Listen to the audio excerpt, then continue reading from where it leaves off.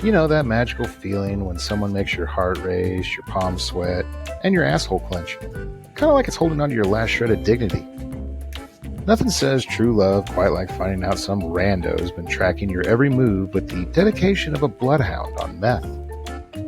Today we're looking at 5 stalking cases that stand out.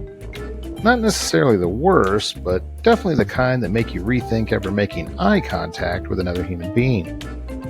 From lovesick weirdos to full-blown psychopaths, these stories prove that for some people, no is just a sexy little challenge. So grab a drink, check under your bed, and maybe turn that Find My Phone feature on. Because if you think no one's watching you, well, congratulations. You're already their next project. Now let's get into this list, shall we?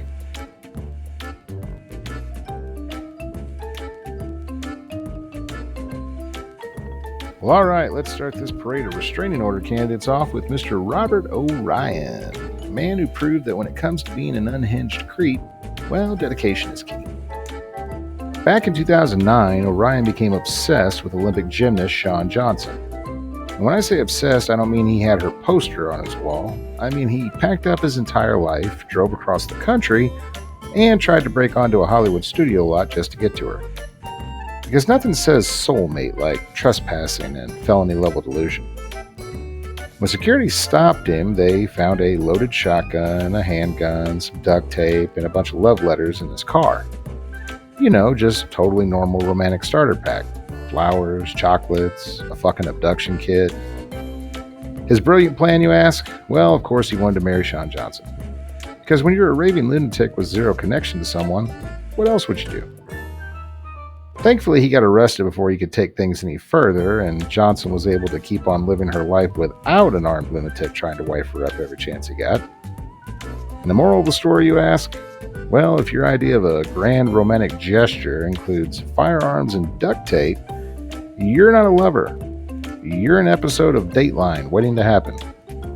And the sad truth is, this is just the start of the list.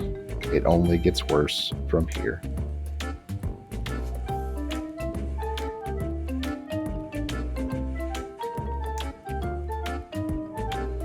Well, all right, coming in at number 4, we've got the guy that shot John Lennon, Mark David Chapman. And this dude took obsessive fan and cranked it all the way up to completely unhinged lunatic. Now, if you're under 25 and just thought, well, who the hell is John Lennon? First of all, I hate you. Second, he was in a little band called the Beatles. You know, the guys responsible for roughly half the songs your favorite artists are totally inspired by. And if that still doesn't ring a bell, just imagine if someone gunned down Harry Styles, I guess, outside of his house. Yeah, that's how big of a deal this was. Anyway, Chapman wasn't just a Beatles fan. He was John Lennon's biggest admirer. Well, until he wasn't anyway. Then in a plot twist straight out of a deranged soap opera, he decided the best way to handle his emotional crisis was murder. Because, you know, normal people just work through their feelings, but this guy went full-blown nutcase.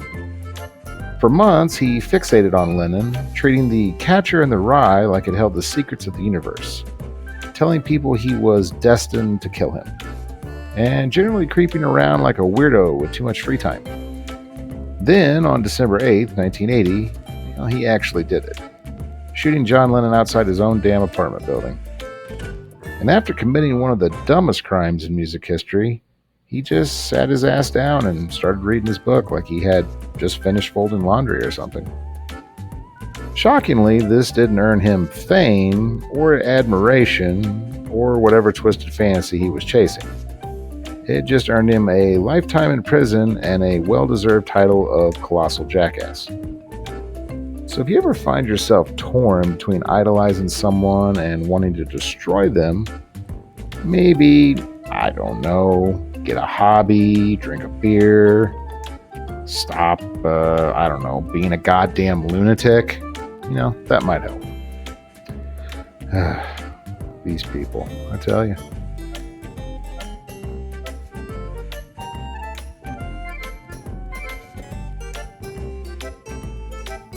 Coming in at number 3, we've got Robert John Bardo. A guy who took a celebrity crush and turned it into a full-blown horror movie. Now look, we've all had a celebrity obsession at some point. Maybe you had posters on your wall. Maybe you tweeted at them a little too much. Maybe you wrote some fan fiction that should never see the light of day. But Bardo? No, he went the extra mile. And by extra mile, I mean straight off a damn cliff into felony territory. His target? Rebecca Schaeffer, a rising Hollywood actress in the late 80s. Bardo was so obsessed, he sent her creepy letters, hired a private investigator to track down her home address, because why just watch someone on TV when you can violate every basic law of human decency? And then he decided the best way to introduce himself was to show up at her front door with a gun. And in a twist that shocked absolutely no one, when she answered the door, he shot her point blank. Because nothing says, "I'm your biggest fan," like cold-blooded murder. Somebody really should have told this guy that the only people who get away with shooting celebrities are their plastic surgeons. Now, instead of getting the romantic Hollywood ending he pictured in his warped little brain, Bardo got a lifetime prison sentence and a permanent spot in the Walking Dumpster Fire Hall of Fame. His actions did lead to stricter privacy laws for celebrities, though. So technically, he did contribute to society. Just, in the absolute worst way possible. So, friendly reminder, if you ever feel too obsessed with a celebrity, maybe log off, go outside, and for the love of all things holy, do not hire a private investigator like a deranged supervillain. What a fucking moron.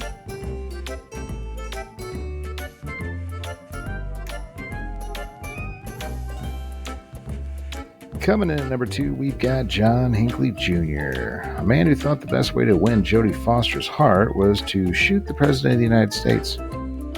Yeah, because when you're trying to impress someone, presidential assassination is clearly the first thing that comes to mind. So here's the story, folks. In the early 80s, Hinckley became obsessed with Jodie Foster. And I mean truly obsessed.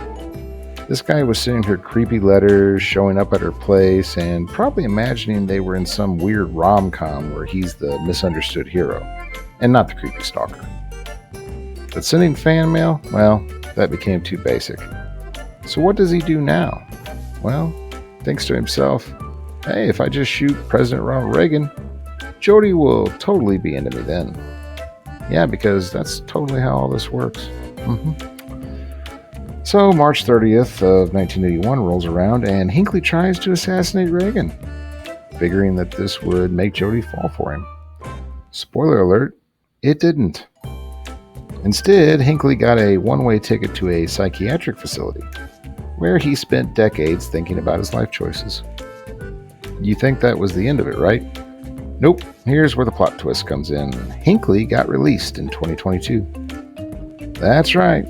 This guy who tried to kill a sitting president, all in the name of getting some attention from a Hollywood actress, was officially allowed back into society. Let's just say that that's not how you impress a girl. If you're planning to do something drastic to win someone over, maybe don't go for the shooting politician route. Try a compliment, or hell, even just send a text. But assassinations, it's kind of a hard pass. Moral of the story, though, if your crush doesn't notice you, maybe don't try to make a headline for all the wrong reasons, if you know what I mean. Just try being, normal. And for the love of God, stop letting these guys buy guns.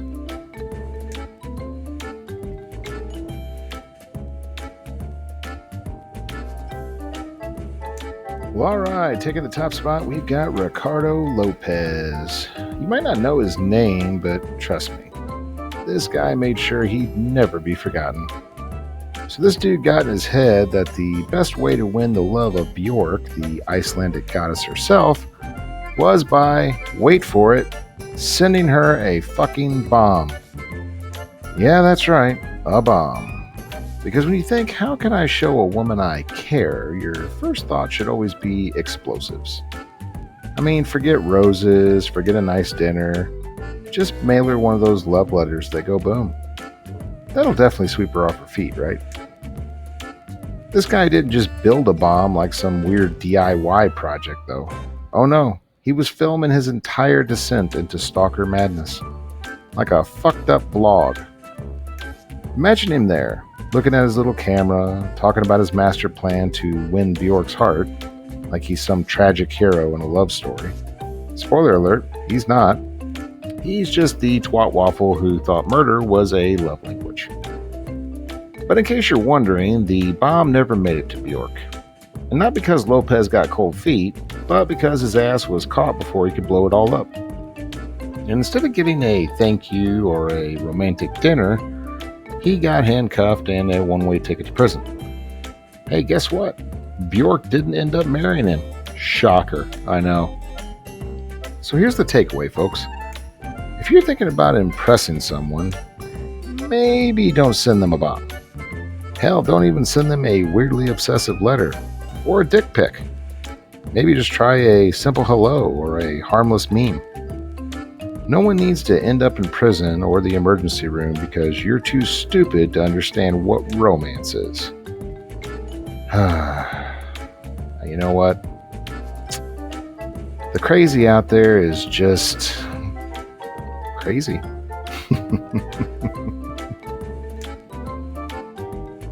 There you have it, my savages. 5 stalking cases that prove some people treat personal space like a fucking suggestion. Love is great and all, but if you ever catch yourself hiding in someone's bushes, memorizing their Starbucks order from the trash, or tracking their location like you work for the CIA, maybe it's time to log off, touch some grass, and get a fucking therapist. Stalking isn't romantic. It's creepy, illegal, and definitely a one-way ticket straight to hell with your name on it. But hey, those are just 5 cases. I know the world is full of unhinged weirdos. So let's hear it. Have you ever dealt with a stalker? A clingy ex? Maybe that totally normal coworker who somehow always knew what color underwear you were wearing? Why don't you drop your stories down in the comments for us? Just change some names so they don't come looking for you again. And thanks for watching. Don't forget to like, subscribe, and remember, if you hear weird noises outside your window tonight, it's probably just the wind. Probably. And as always, stay loud, stay lewd, stay furry, my friends. We'll catch you in the next video.